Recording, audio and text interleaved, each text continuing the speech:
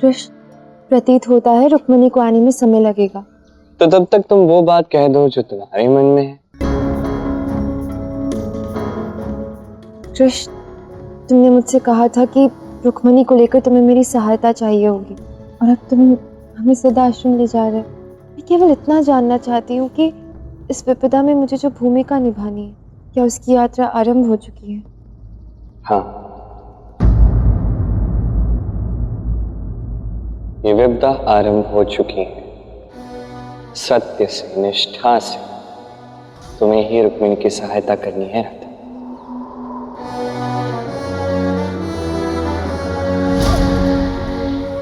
ओम सूर्य देवाय नमः।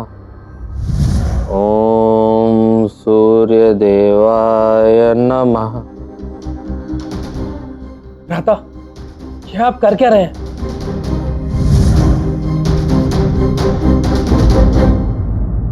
मैं अपनी इस दिव्य मणि को सुरक्षित रखने का प्रयत्न कर रहा हूँ। अर्थात? मैंने द्वारका वासियों के साथ साथ द्वारिका के महाअमात्य की दृष्टि में भी लोभ देखा है। ये मणि मुझे दे दो सत्रजीत, उसके बाद ही तुम यहाँ से जा सकते हो। मुझे पूर्ण आशंका है कि वो लोग बलपूर्वक इसे छीनने की चेष्टा कर सकते हैं, इसलिए मैंने चारों दिशाओं में स्वर्ण खंड बिछा दिए हैं,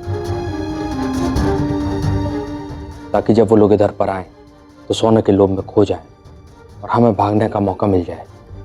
नहीं भ्राता, मेरे पास इससे अच्छा उपाय है। मुझे वैसे भी सिंह के आखेट के लिए वन में जाना है। वहां पर मेरे साथ अनेक राज्यों के राजकुमार भी होंगे जो मेरे मित्र हैं। जब तक सत्यभामा कृष्ण से नहीं मिल लेती तब तक इस मणि को मैं अपने साथ ले जाता हूँ, और किसी को कोई भी सूचना नहीं है तो ये मणि मेरे पास सुरक्षित रहेगी। भ्राता, मैं और मेरे मित्र इस मणि की रक्षा करेंगे। नहीं, ये मणि मैं किसी को नहीं दूंगा। पिताश्री, काकाश्री ठीक ही तो कह रहे हैं। आप उन्हें मणि ले जाने दीजिए। जब तक काकाश्री आखेट से लौट कर आएंगे, मैं कृष्ण से मिल चुकी होंगी।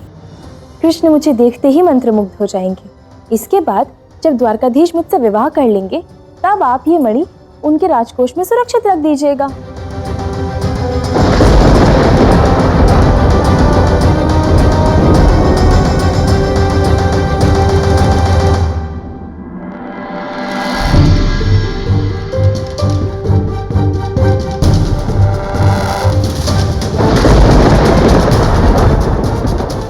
अब मुझे आज्ञा दीजिए भ्राता।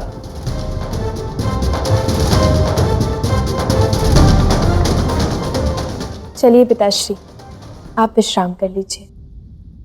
मैं द्वारकाधीश से मिलने जा रही हूँ। तुम्हारे प्रस्थान का राशि प्रबंध हो गया? रथ, हाथी, घोड़े? नहीं पिताश्री, ना ही कोई रथ, ना घोड़ा, ना कोई राजसी वाहन।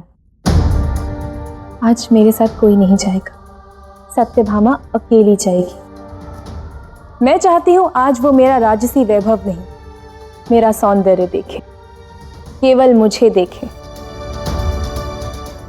मैंने आपसे कहा था ना पिताश्री, इस बार द्वारका में वो होगा जो आज से पहले कभी नहीं हुआ।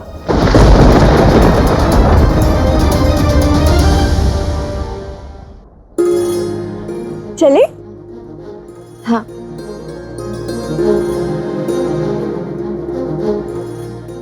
आइए।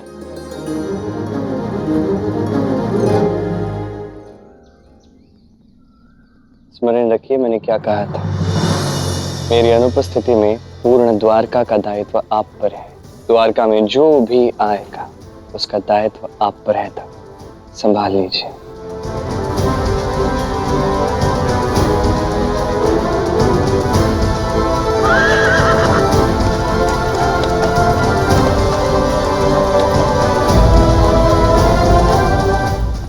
बलराम जी, ऐसा कृष्ण ने आपसे क्या कह दिया कि आप अचानक से इतने चिंतित हो गए? मेरी चिंता का कारण कान्हा के शब्द नहीं, अपितु उसकी व्याख्या है रेवती जी। उसका कथन नहीं, उसके कथन के पीछे छिपा अर्थ है जो मैं नहीं समझ पा रहा हूं। किंतु मैं इतना अवश्य समझता हूं कि एक ऐसा घटनाक्रम आरंभ हो चुका है जो केवल मेरी ही नहीं अपितु समस्त द्वारका की चिंता का कारण बनने वाला है। बलराम जी, द्वारिका में एक बहुत ही सुंदर कन्या आई है।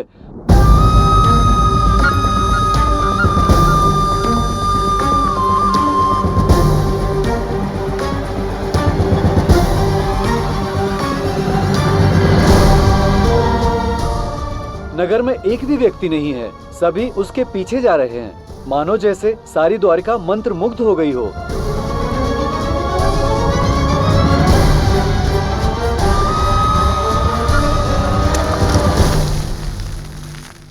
ऐसा तो द्वारका में पहले कभी नहीं हुआ। कौन है ये सुंदरी?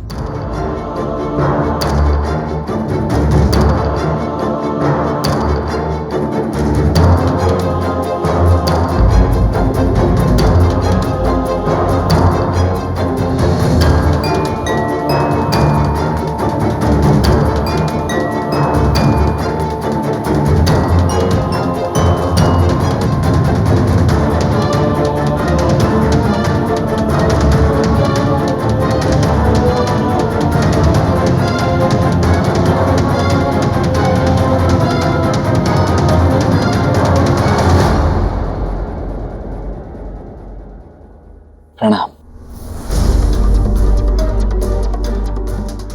अर्थात मेरे सैनिक कुछ भी अनुचित नहीं कह रहे थे। आपका ये रूप तो सत्य में अत्यंत सुंदर है, और ये सारी द्वारिका जो आपके पीछे चली आई है, मैं इन्हें भी कदापि दोष नहीं दे सकता। आपका रूप है ही इतना मोहक। आप सभी द्वारका वासियों से मेरा अनुरोध है कि आप सभी अब अपने अपने घर की ओर लौटिए।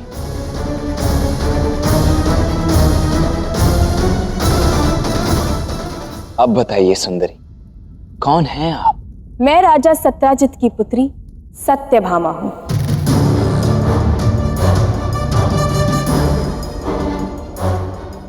आप हैं सत्यभामा? वास्तव में आपके पिताश्री ने इसी दरबार में आपकी सुंदरता का वर्णन तो अवश्य किया था, किंतु हम में से किसी ने उस पर विश्वास ही नहीं किया। किंतु अब आपको साक्षात समक्ष देखकर मैं अपनी भूल स्वीकार करता हूं,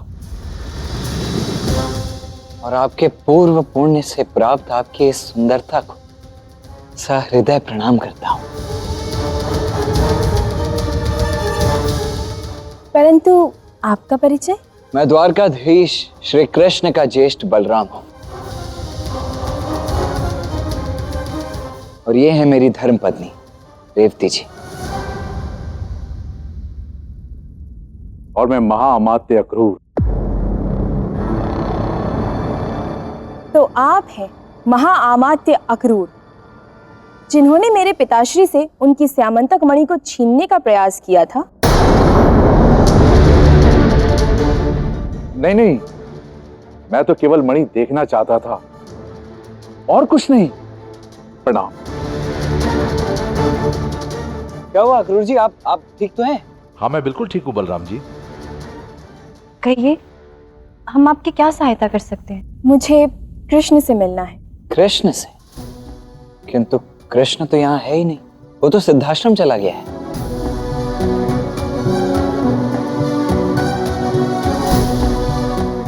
सिद्धाश्रम कहाँ है? नहीं, है तो यहीं द्वारका में ही, एक प्रहर दूर। किंतु मेरा आपसे ये परामर्श है कि आप उसके आने तक यहीं विश्राम कीजिए। जब वो लौटेगा तो आप उससे मिल लीजिएगा।